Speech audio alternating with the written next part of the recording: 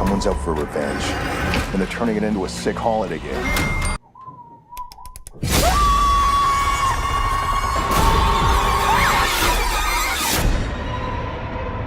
Hey everybody, welcome back to another episode of Burns Reviews. My name is John, and today we are breaking down the ending of the new film by Eli Roth, the new holiday slasher, Thanksgiving. But before we begin, if you could, be sure to give the video a thumbs up and subscribe.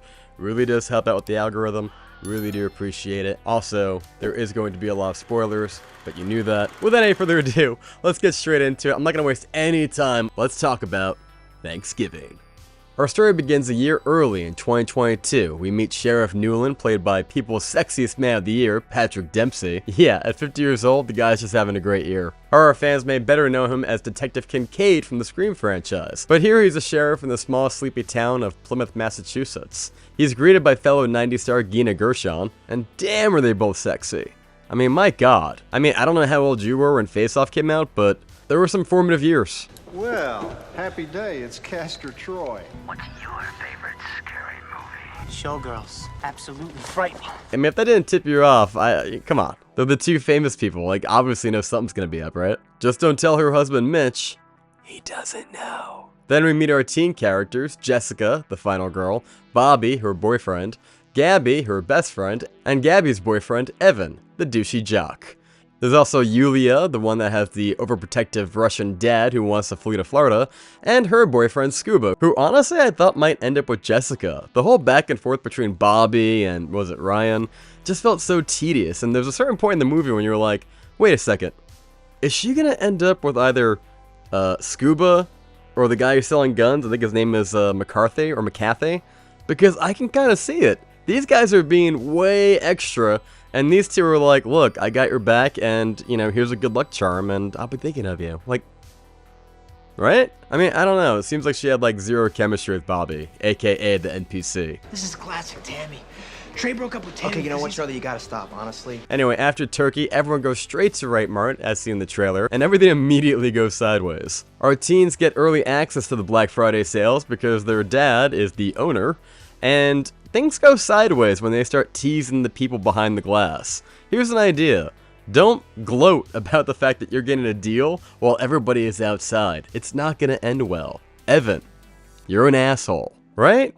Honestly, this scene is done pretty well though, because you take a step back and you can see that everyone involved in this incident has lost something or someone. They've all been wronged. So the possibilities of them being either victimized by this or potentially someone who can have a motive is pretty endless. Some people say there's too many characters in this movie, and I can understand that, but for the sake of keeping it kind of like a shell game, I'm okay with this. One of the things I loved most about the original Scream movie, and spoilers for this, is that right before we get the big reveal, there is so many red herrings and dangling keys distracting you from what's going on, so that when we do find out, it does kind of hit you out of nowhere. Billy gets stabbed, Gail crashes her news van, Dewey kneels over, Randy and Stu argue who the killer is. All of this happens before we finally get, tastes like corn syrup. And I think that's what Thanksgiving does so well here. It does a lot of things that are like Scream, but it also takes those expectations and inverts them on you because they know you've seen Scream about 1 billion times. And while other movies have copied this formula, this one takes the ball and keeps running with it. A good example is when Julia is being kidnapped. John Carver shows a video of Gabby and Evan as hostages, and immediately we're thinking,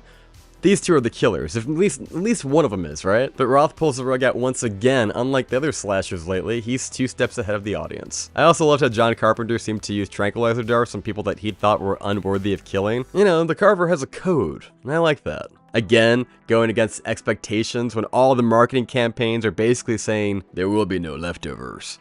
That's a lie. In most slashers, the killer leaves a long line of collateral damage in his wake, killing pretty much anyone that gets in the way. Can someone please explain to me why Kenny the cameraman had to die? He didn't have sex with Billy's dad and break up the family. Yet, here we are. My only real complaint about the Carver is that he did all of this alone. Much like Roman Bridger, he's only one man, so how did he pull this off? Maybe there's a killer yet to be revealed in the sequel? It's something that the Scream franchise has never done, but lots of people have talked about. Why not do that? And if so, I say Gabby. I will say this though, as much as it is about 10% cheesy for the killer monologue in the end, which is pretty standard and expected, he's got nothing on Officer Bailey, who fucking sucks. I've got no problem with Dermot Mulroney, but I can't stand Officer Bailey. Can you? Murder's in your blood. Murder's in your blood. Fuck, I hate Scream 6. Not to get off track, but this movie feels like a kid playing with action figures. Sorry, but I kinda need this. Not funny! So thank you, Eli Roth. You were not lazy in your execution, and we thank you. We needed this. Badly. Horror movies need to be original again. No wonder Radio Silence isn't coming back. I mean, I really liked Ready or Not, but by Scream 6, I'm like, I get it. They have no creative control anymore. And they're just like, look, I'm done. I get it.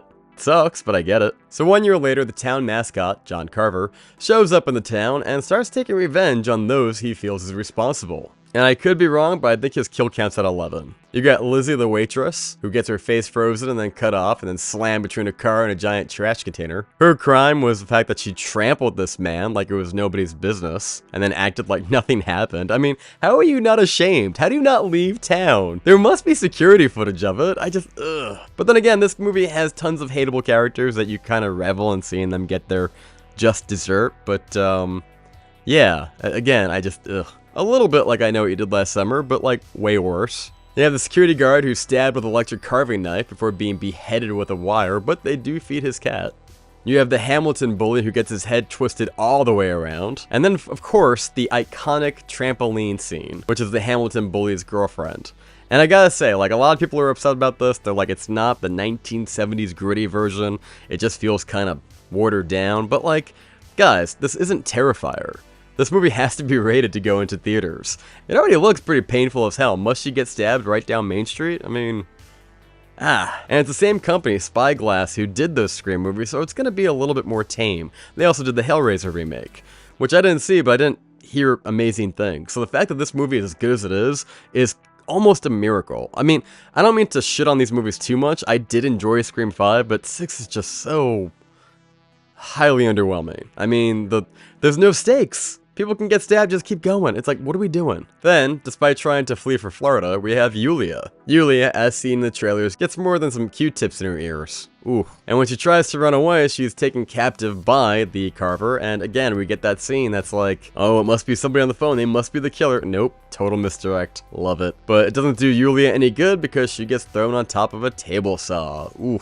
Poor Yulia, she didn't do anything. Which brings us to the parade, which is like the centerpiece of this movie. This scene is so reminiscent of I Know What You Did Last Summer, from being chased down by cars to seeing multiple killers in the crowd. The film definitely has a few nods to 90s slashers. Much like Sidney Prescott, Jessica has a recently deceased mother and is trying to get by with all that, but we really don't explore it too much. Not that we needed to. I mean, I think the only real point of that whole thing was to make us understand that the stepmom could be a suspect and maybe she killed the mom. We don't really know. But again, giant misdirect, doesn't go anywhere. It's fine. I know some people were like, oh, there's too many red herrings and it doesn't pay off. Why are you complaining? You wanted the real deal? That's what this is. Wake up, you're in the middle of it. Stop complaining. And then we have Gabby and Evan, who were abducted in the empty high school, and I'm sure like many people, we all thought that at least one of them might be the killer, right? Can never trust a scene where they don't see what happens, right? Yet sure enough, neither of them were the killer. But again, misdirect. I did love the scene with the mannequin heads though, that was genuinely pretty funny. The whole movie is genuinely pretty funny. We have the turkey mascot beheading, which is awesome, and a driver who gets seriously impaled by the mast of a ship and just crushes him right from behind. It's like, oh, the brutality in this movie is off the chain. I mean, it's so surreal and over the top and kind of like Looney Tunes that you don't really take it seriously. You know, you never really feel grossed out too much. It's more like, oh, it's like a roller coaster, and that's kind of what you want out of a slasher. The scene ends when the Carver, who blends in dressed as a clown, is able to take our remaining cast members to his Thanksgiving dinner. He accomplishes this by throwing knockout gas into a car before driving away with them. When they get there, they recreate the scene that we see in the trailer where we have a live person turkey on the table. It's Kathleen, the wife, who we saw like one scene or two earlier, who was being roasted, oven roasted. She's being seasoned. It's so over the top, but I gotta be honest, I needed a laugh. I think we all did. I think after the past couple of years, we needed a really good laugh, and this movie felt communal. It felt elevated. I can't remember the last time I was in a theater and everybody was laughing this hard, having a good time. It felt like the old days, right? I mean, he's carving her up, he's drinking the blood wine, it's so over the top. And then we have Evan, who's like, hey Evan, tell us something that you're thankful for, and he just completely fumbles the ball. They're doing a live stream, he picks up the hammer and just whack! And the Carver's like, oh, look at all those likes, Evan. And truly, Evan had it coming. Frankly, Evan is the only one that really provoked all this. He was gloating the people outside, he was filming it off for, like, social media clout. Fuck Evan. But then again, every classic horror slasher has to have that douchebag, right? You need people that you wanted to get killed off before you can get to the main event or the characters you don't want to see be killed off, right? So, it's all good. And no, he doesn't have his way with the turkey head like he does in the Grindhouse trailer. I mean, I don't think anybody wants that, especially with the children watching and all. I know some of you are up in arms right now about Terrifier 3 possibly depicting violence against children, which I thought about making a video about, but it hardly seemed worth it. This is my quick take on that. This isn't news. This is just one random Twitter account that's gotten a lot of buzz. More times than not these days, when you see these articles that say, fans say, people are saying, it's really just one Twitter account and they're blowing it way out of proportion. And I actually followed it. I was like, how did this get started? And I'm looking at the tweets and I'm just like, this is so dumb. You know, I saw one of the producers from the Terrifier franchise try to explain to this person why he wasn't right about the Terrifier franchise and what they were doing. And look, this is my take. You don't owe this guy anything. You don't have to give him an explanation. You don't have to explain why the movie is the way it is. And look, I understand. You're a producer. You're trying to promote the movie. You don't want people to get the wrong idea. But people like this guy don't really deserve your attention, do they? I mean, they're just looking for attention, it feels like. I mean, that's just my humble opinion, but it's Terrifier. If you don't know by now, which is like the 4th film in the franchise, what are you doing? I mean, I don't know, it just seems like a really strange hill to die on, especially since like Jonathan and the little pale-faced girl are both pre-teens. They get pretty destroyed by Art the Clown, or they get hurt by Art the Clown at least. So it's like for you to be like, oh no, this is a bridge too far. Fucking what? I don't know what the fuck you're talking about. I can't wait for Terrifier 3. I've got a couple of videos talking about Terrifier. If you want to see those, be sure to click this link right here. I got like 12 or 13 videos in the link. It's a lot of fun. It's the most fascinating franchise right now. And this is why I like Thanksgiving. It's very similar. But back to the show. So from there, Jessica and Scuba are able to escape from their constraints and run away. The Carver chases Jessica down to a warehouse or a garage where it's revealed to the audience that Bobby was the killer. Sheriff Newlon shows up and there's an altercation between the two that happens off screen, so nothing suspect about that. Anytime we hear a gun go off screen, of course we know something's up. It's so obvious. This is a trope that people have been doing in horror movies for like 40 years. We need to retire it.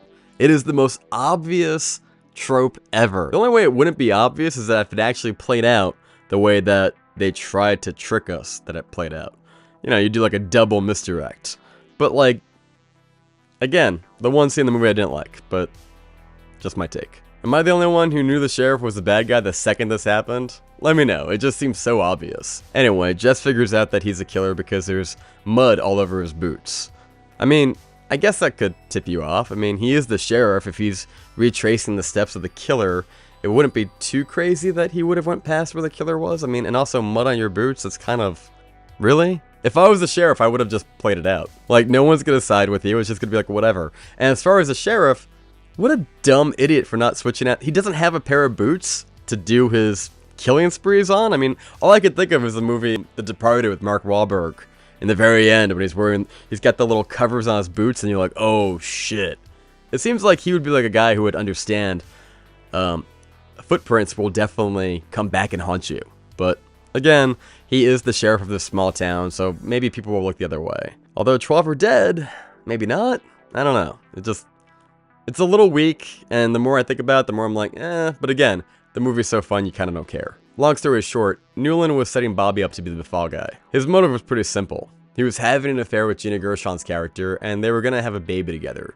But because Thomas Wright and his family promoted Black Friday so hard, he holds them personally responsible for her death. I guess we should have known this when he shot his guns in the air like Willem Dafoe during the Black Friday massacre. I mean, you ask any cop anywhere, they'll tell you. An officer will never shoot his gun unless it's intentional to take somebody down. So many bad things can happen. It could ricochet and hit somebody, or if you're outside, or even if you're inside, bullets have to come back down, so they could land on somebody. So there's a million reasons why you would never do this. So this should have been like the first red flag of like, the sheriff ain't right. I guess you could say him seeing his lover being crushed by a shopping cart had him triggered. I'll show myself out. Back at the garage though, his plan goes tits up when he finds out that Jessica has been live streaming his entire slasher monologue onto Instagram, which leads us to the final showdown in the garage, where Bobby and Jess face off against the sheriff. It's pretty fun, and like I said, Newton runs laps around Officer Bailey. I'm sorry, but my god. It's almost like they should have brought him back for the Scream franchise, am I right? Quick question for you guys. If he does come back in Part 7, and they do make him the killer, do you think that's a bridge too far? Do you think that's like double dipping? Or do you think it's like, well, he is a lady killer? That means two things. Anyway, Jessica and Bobby almost escape in a pickup truck, but the Carver attaches the truck to a pillar so they can't leave.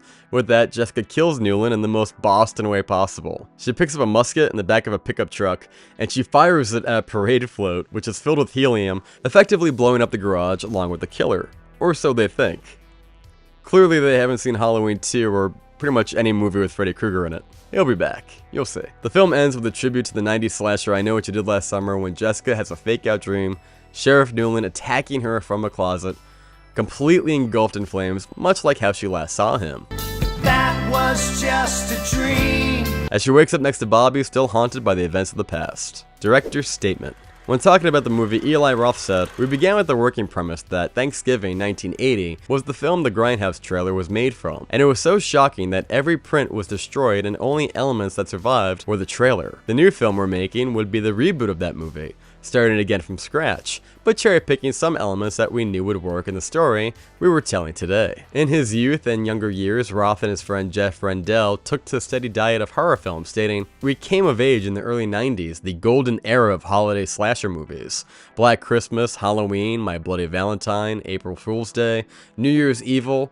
When we saw Silent Night, Deadly Night, we cheered the mayhem while the Santa Claus killer yelled, 'Punish!' This, to us, was cinema at its peak. But for the native of Newton, Massachusetts, one holiday eluded him.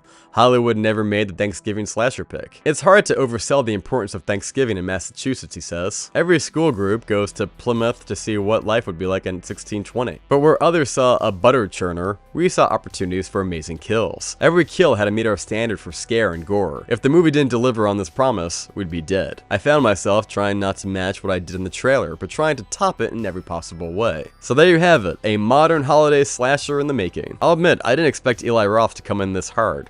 It kind of makes me want to go back to his earlier films from the 2000s and see like if maybe I'm a little bit older, maybe those films hold up better than I remember them, or maybe simply Eli Roth has grown as a director. Either way, I'm glad he's killing it right now. I can't remember the last time I had this much fun in a movie theater. Everyone I saw it with was losing their shit. Like I said in my review, it's the closest I've ever seen an audience act like they were at the premiere for Stab at Scream 2. It was a lot of fun. I hope they put out a sequel next year if they can. I mean, I can see it already. Thanksgiving 2. The second survey. Right? Until next time, guys, thank you so much for watching. I have been John here on Burns Reviews. Be sure to subscribe, ring that bell, and we got some more Terrifier stuff coming down the line. I got some videos in the editing bay. It's just a matter of a couple days coming out, maybe a little bit longer. I got some footage that I want to show with you guys. I have an interview with Elliot Fulham, who played Jonathan. The only problem with it is that it's a little bit damaged. The audio didn't come through, and I've been holding on to it for a while. But now I've decided that I'm going to try to edit around it. I'll narrate a little bit to try to fill in the gaps. I also met Damien Leone, so I want to talk about that. But that'll be next time, or maybe the time after that. I gotta work on it.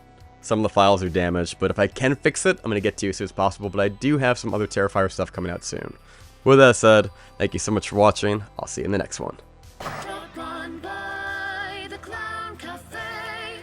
Drop on by the Clown Cafe. The grub is downright gruesome, but your appetite's obey. 'Cause food's a little funny. Food's a little funny. Food's a little funny at the Clown Cafe.